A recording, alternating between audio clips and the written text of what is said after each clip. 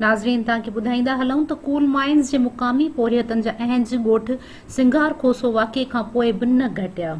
Report Akhtar Ali जे मुताबिक़ labour bureau ज़िलो ॼामशोरो deputy commissioner ॼामशोरो ऐं एडिशनल डायरेक्टर लेबर हैदराबाद जो मुतालबो थी करे कूल मائينز پورھيتن खे पगहारूं न मिलण जो नोटिस वठी मौक़े ते پورھيتن खे रहियल पगहारूं जारी करायूं वञनि जीअं गरीब پورھيت बि पंहिंजे बचनि सां ईद करे सघनि। SSP ॼामशोरो अमजद अहमद शेख साहब खे बि किरदार अदा करणु घुर्जे। پورھيتن एहतजाजनि इंडस हाईवे बंदि कयो त पुलिस जो अमन अमान जो मसइलो थी सघे थो। ॻोठ सिंगार कोसो जहिड़ो वाक़ियो थियण खां रोके پورھيتن खे हक़ ॾियारियो वञे।